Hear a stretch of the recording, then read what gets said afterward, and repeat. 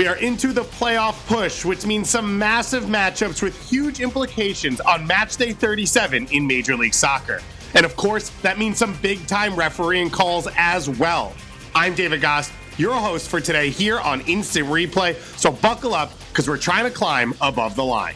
Let's start in Houston, where the Dynamo continue to look like a juggernaut, leading 4-1 against the Colorado Rapids. But this is a nightmare moment for Orange fans as Lalas Abubakar comes through Ache on a dangerous tackle from behind. Tori Penso, our head referee, calls the foul and gives a yellow card.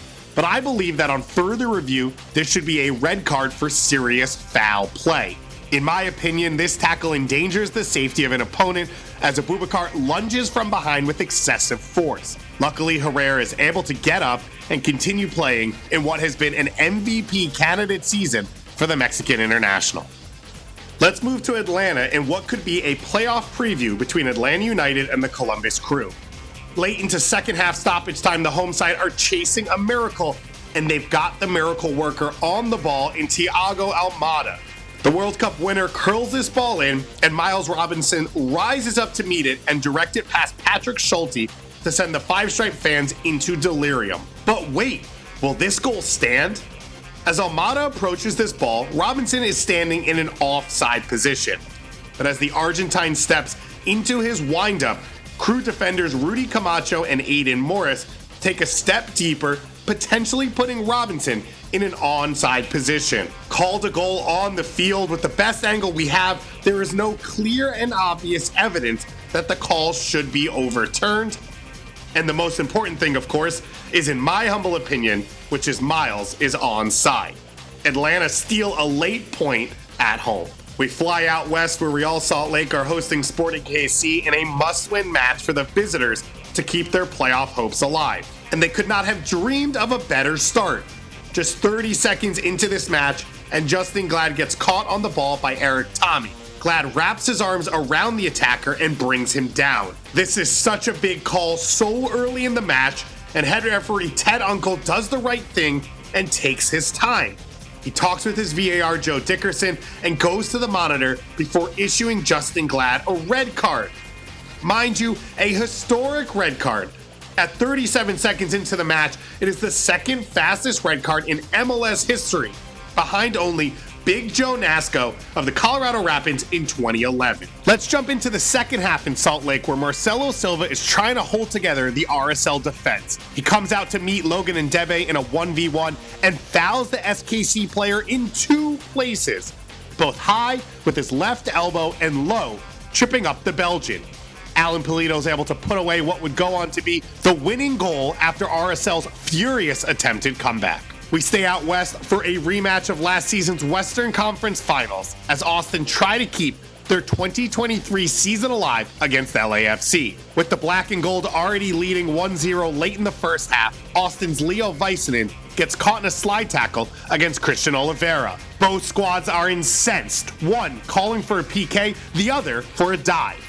The call on the field is play on by head referee John Freeman, but then he gets word from VAR Kevin Terry Jr. to go to the monitor for a potential penalty kick. As we take a look at the replay, Väisänen clearly does not make contact with the ball, but I also don't feel I see clear contact by the defender on Oliveira. In my opinion, this should have been left with the call on the field of play on, as I don't think there is a clear and obvious error. Instead, John Freeman decides to point to the spot, and Dennis Bouanga doubles the lead heading into halftime.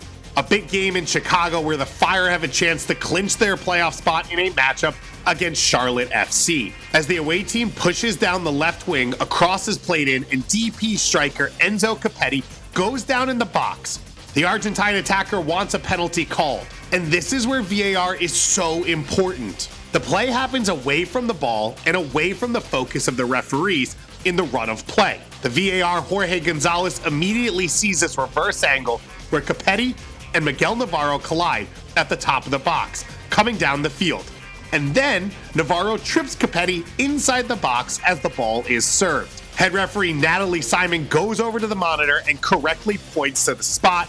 Karol Swiderski dispatches it, causing a massive swing in the playoff hunt for these two teams.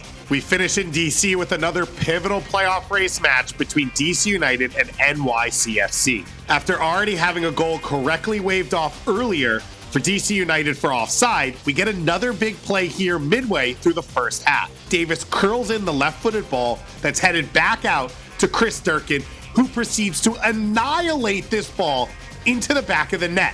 But wait, again, the offside flag is up. The replay shows us on the initial free kick, Steve Birnbaum trying to ride the offside line, and the whole play comes down to Birnbaum's left knee. Reminder, a legal playing body part has to keep the attacker onside, so any part of the arm that would count as a handball wouldn't qualify. In my opinion, as we take this look here, Talles Magno's left shoulder is keeping Birnbaum onside. I believe this is a goal, but given we don't have a better angle, I don't think the VAR can recommend a review for a clear and obvious error. So therefore, the correct call was made, no goal, and a frustrating end to the Wayne Rooney era as DC manager.